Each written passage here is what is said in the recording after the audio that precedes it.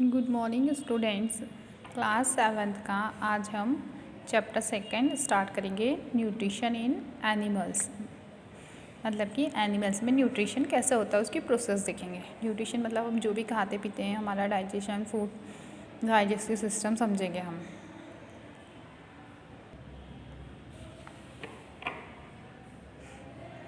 We have read that plants prepare their own food by the process of photosynthesis. Animal cannot prepare their food themselves, so depend upon plants directly or indirectly.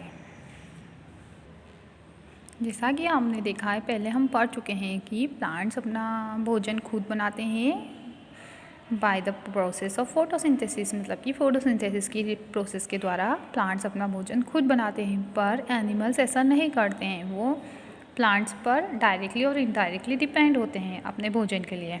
Animals में human beings भी आते हैं, हम भी आते हैं। सारे animals और ह्यूमन बींग्स हम सब प्लांट्स के ऊपर डिपेंड होते हैं। All animals include human beings need nutrients to stay live and growth. There are obtain food from food. The food we eat is not in a suitable form to instantly provide nutrients. जितने भी animals और human beings होते हैं उन सभी को food की ज़रूरत होती है। हम सभी को फूड की ज़रूरत क्यों होती है? ग्रोथ के लिए, एनर्जी के लिए और हमको लीव के लिए, ज़िंदा रहने के लिए ज़रूरत होती है। ये सभी हम जो भी फूड खाते हैं वो डायरेक्टली न्यूट्रिएंट्स तो नहीं लेते कि हमने खाया और हमको एनर्जी मिल गई। हम जो खाना खाते हैं, जो भी फूड लेते हैं, फ्रूट हो, फूड हो, कुछ भी हो, जितनी भी चीज़ें हम खाते हैं वो पहले हम डाइजेस्ट करते हैं।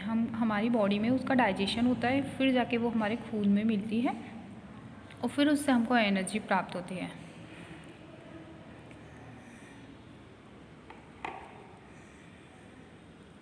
The component of food such as carbohydrate are complex substances. These complex substances cannot be utilized as such, so they are broken down into simple substance and converted into soluble form, which the body cells can absorb. Only these food provide energy, nutrients. The various process involved in nutrition in animals are also followed. जैसा अभी मैंने आपको बताया कि हम जो भी food absorb करते हैं वो हमको उससे डायरेक्ट एनर्जी प्राप्त नहीं हो जाती। हम कोई सा भी फूड खाते हैं वो कॉम्प्लेक्स फूड होता है। पहले हम उसको चबाते हैं, च्यू करते हैं माउथ में, फिर वो ऐसे छोटे छोटे स्मॉल पीसेस में जाता है, फिर हमारी बॉडी के अंदर जाता है, हमारी स्टमक में जाता है, स्टमक में उसका डाइजेशन होता है, फिर लार्ज इंटेस्टाइन, स्मॉल इंटेस्टाइन से होते हुए हमारे खून में लिक्विडी सब्सटेंस के रूप में हमारे खून में मिलता है, फिर उससे हमको एनर्जी प्राप्त होती है। अब जो न्यूट्रिशन प्रोसेस है वो हम इस प्रकार देखेंगे। Indigestion is the taking in food, it involve getting and eating. Indigestion का मतलब हम जो फूड खाते हैं उसको हम इनडाइजेशन बोलते हैं। Digestion is the breakdown of food into a simple soluble form with the help of digestive juices with are produce our body. अब डाइजेशन क्या होता है? जो कॉम्प्लेक्स फूड होता है उसको हम सिंपल फॉर्म में चेंज करते हैं, सॉल्यूबल मटेरियल में चेंज करते हैं बाय द डाइजेस्टिव जूसेस के द्वारा। एब्जॉर्प्शन, अब क्या होता है हमारी बॉडी में फूड का एब्जॉर्प्शन होता है। Is the process of using the absorb food by producing energy and growth. जो हमारा लिक्विडी फूड होता है, जो हमारा लिक्विड में चेंज हो चुका है, उसको हमारी बॉडी एब्जॉर्ब करती है और उससे हम एनर्जी और ग्रोथ करते हैं। Egestion is the process by which the undigested solid parts of the food are eliminated.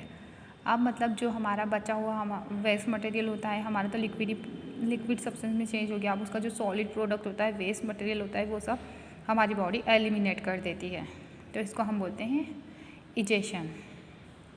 अब ये तो एक नॉर्मल सिंपल लैंग्वेज में हमने समझा कि डाइजेशन क्या होता है। अब हम डील में इसका डिस्क्रिप्शन देखेंगे कि द ह्यूमन डाइजेस्टिव सिस्टम, मतलब कि ह्यूमन में किस तरह से डाइजेशन होता है और उसका डाइजेस्टिव सिस्टम देखेंगे ह्यूमन बींग्स का, द ह्यूमन डाइजेस्टिव सिस्टम। अब हम स्टार्ट करते हैं ह्यूमन डाइजेस्टिव सिस्टम को। We take in food through the mouth, digest and convert it into energy.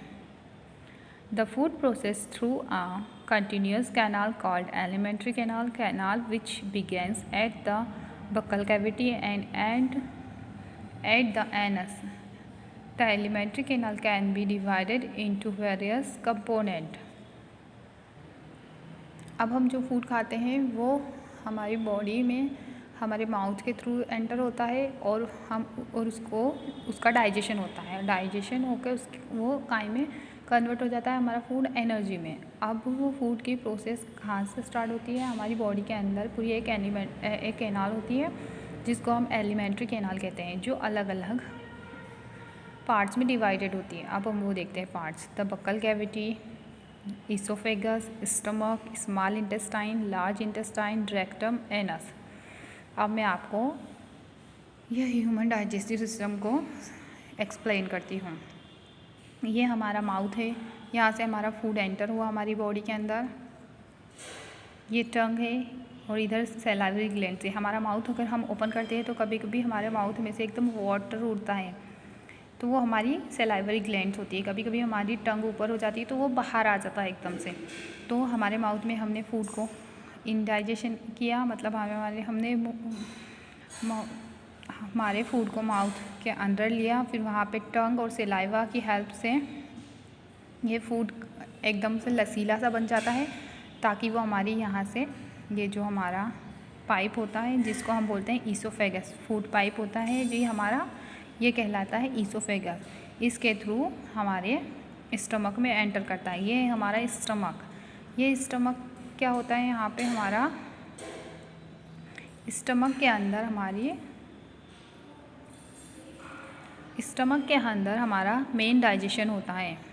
यहाँ पे सारे डाइजेस्टिव जूसेस निकलते हैं और उसके थ्रू हमारा फूड एकदम स्मॉल मॉलिक्यूल्स में टूट जाता है, लिक्विडी सब्सटेंस में टूट जाता है। फिर यहाँ से ये जब लार्ज इंटेस्टाइन और स्मॉल इंटेस्टाइन से होते हुए गुजरता है तो यहाँ से हमारा फूड एब्जॉर्प्शन हो जाता है। जो लिक्विडी सब्सटेंस होता है वो खून में हमारा रिस के चले जाता है।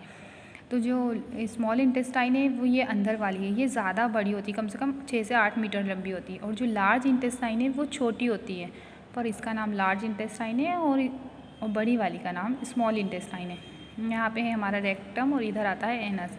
ये क्या होता है? यहाँ से हमारा जो हमारा फूड का बचा हुआ वेस्ट मटेरियल है वो सब निकल जाता है बाहर। ये है गॉल ब्लैडर, ये डाइजेस्टिव जूसेस छोड़ता है, और ये पेनक्रियास, ये भी डाइजेस्टिव जूसेस छोड़ती है। ये हमारा है लीवर।